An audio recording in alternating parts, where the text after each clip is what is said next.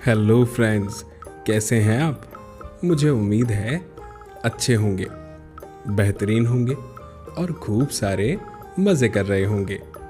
आज हम क्या बात करने वाले हैं? आज बात करेंगे आपकी क्लास में आपकी जो हिंदी की टेक्स्ट बुक है उसमें चैप्टर 9 की, जिसका नाम है आलू की सड़क। तो चलिए इस कहानी को शुरू करते हैं और देखते हैं इसमें कौन कौन सी मज़ेदार बातें दी गई हैं हमारे समझने के लिए। सबसे पहले लिखा है, एक भालू था। ठीक है, आप देख रहे हैं इस भालू को, दिख रहा है ना स्क्रीन पर। इसी भालू की बात हो रही है। और क्या क्या दिख रहा है?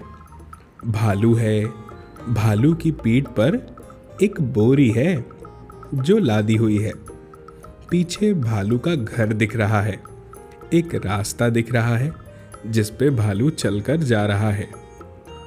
और एक तालाब भी है जो भालू के घर के जस्ट सामने है।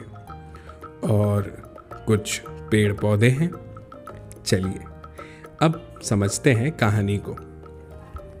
एक भालू था, उसे नानी के घर दूर जाना था।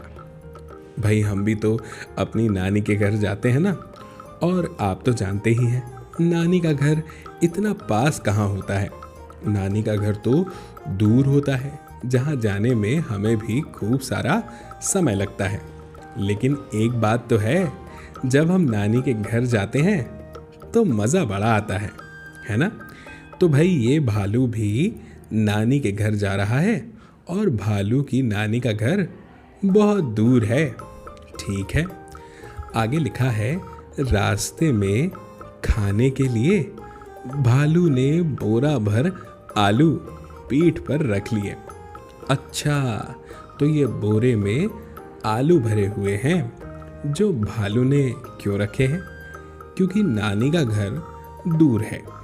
और चलते चलते रास्ते में भालू ने सोचा कि भाई मुझे भूख तो लग सकती है, तो खाऊंगा क्या, इसीलिए मैं अपने साथ आलू रख लेता हूँ, जिससे जैसे ही मुझे भूख लगेगी तो मैं ये आलू खा लूँगा। और ऐसा सोचकर भालू ने बोरे में भरे आलू और अपनी पीठ पर रख लिए और चलने लगा। आगे लिखा है, पर बोरे में तो छेद था। अब बताइए, भालू ने अपने बोरे में जो आलू रखे, उस बोरे में था एक छेद जो आपको दिख भी रहा होगा। और क्या दिख रहा है? उस छेद से आलू गिर रहे हैं सड़क पर। तो भालू आगे बढ़ता जाता, धप धप धप। अब भाई भालू तो कितना बड़ा होता है, तो जब वो चलता है तो उसके पैरों की आवाज़ तो आएगी। कैसी आवाज़ आएगी? धप धप धप, है ना। और बोरे से आलू टपकते जाते। कैसे? टप टप टप। ठीक है, तो भालू आगे बढ़ता धप धप धप और बोरे से आलू टपकते टप टप टप। ठीक है, फिर ये क्या? अब तो कहानी में लगता है बंदर की भी एंट्री हो गई। चलिए पढ़ते हैं क्या लिखा है। रास्ते में पीपल के पेड़ पर एक बंदर बैठा था। उसने भालू से पूछा, कहाँ जा रहे हो भैया? लेकिन उत्तर में बंदर ने बस धप टप धप टप धप टप ही सुना। अब कई बार होता है ना, हम जब कहीं जाते हैं तो कोई हमसे बात करना चाहता है, लेकिन हमारा मन नहीं करता कि हम किसी से ज़्यादा बात करें। तो भालू तो एक धुन में था। वो धुन क्या थी कि भाई मुझे तो नानी के घर जाना है। अब भालू के पास इतना समय कहाँ कि नानी के घर जाते हुए वो किसी से बात करे। तो बंदर ने, जो कि रास्ते में एक पीपल का पेड़ था, उस पर बैठा हुआ था। अब उसने ये नज़ारा देख लिया तो उसने भालू से पूछा, कहाँ जा रहे हो भैया? लेकिन भालू ने तो जवाब ही नहीं दिया। और बदले में बंदर को आवाज़ सुनाई दे रही थी। कैसी आवाज़? भालू के चलने की, धप धप धप, और आलू के गिरने की, टप टप टप। ठीक है, फिर आगे क्या हुआ? बंदर ने पेड़ से नीचे देखा, रास्ते में आलू पड़े हुए थे। ये देखकर बंदर मन ही मन बोला, भालू चाहे न बताए, पर मैं पता लगा सकता हूं। वह खुश होकर पेड़ से नीचे उतरा। अब क्या आपको पता है कि बंदर ने ऐसा क्यों कहा कि भालू भले ही ना बताए कि उसे कहाँ जाना है, लेकिन बंदर को तो पता चल ही जाएगा। कैसे? दिमाग लगाओ। हाँ, बिल्कुल सही जवाब। क्योंकि रास्ते भर क्या गिर रहे हैं? आलू।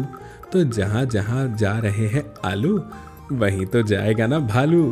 हाँ, तो भाई ये कहानी तो बड़ी मज़ेदार थी ना मज़ेदार? बड़ा मज़ा आया। इस कहानी की वजह से हमें कितनी सारी बातें पता चली। नानी के घर की कुछ यादें भी ताज़ा हो गई। भाई वाह, कहानी हो तो ऐसी हो।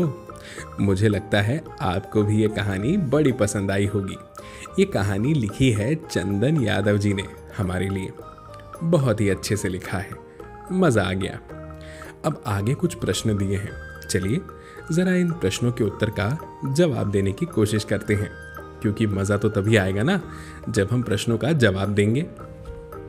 पहला प्रश्न है, बंदर ने कैसे पता लगाया होगा कि भालू कहाँ जा रहा है?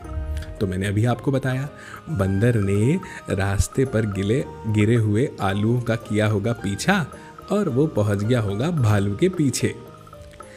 आगे लिखा है, भालू ने बंदर को कोई उत्तर क्यों नहीं दिया होगा?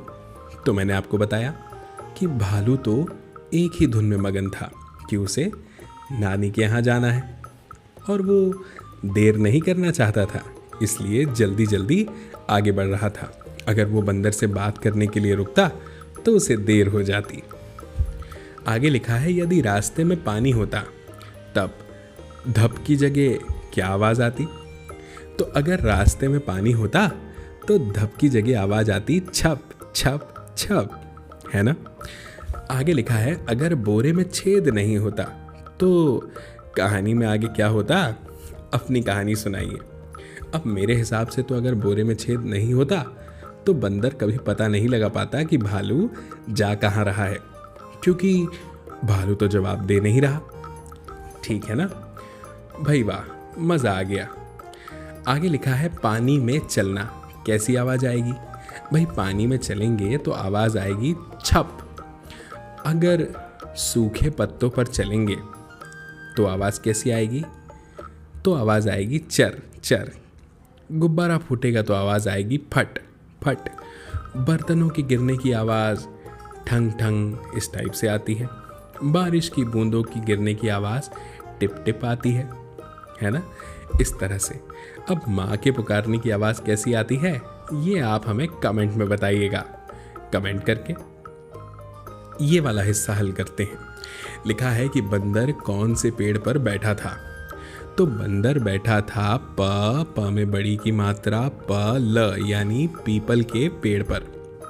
फिर लिखा है, भालू कहाँ जा रहा था? नानी के घर की दादी के घर? तो भालू जा रहा था ना में आ की मात्रा, ना में बड़ी की मात्रा, नानी का में ए की मात्रा के घर, नानी के घर। फिर है, भालू ने बोरे में क्या रखा था? आलू या मूली? तो भालू ने रखे थे आलू। आ में आ की मात्रा, ला में बड़े ऊ की मात्रा, आलू। मज़ा आया ना भाई? क्यों नहीं आएगा? तो बच्चों, आपको ये पाठ कैसा लगा मुझे बताइएगा। मुझे उम्मीद है बहुत अच्छा लगा होगा। जल्दी हम मिलेंगे अगले पाठ में और अगले वीडियो में। तब तक के लिए आप खूब सारे मज़े कीजिए और खूब सारी पढ़ाई भी कीजिए। नमस्कार।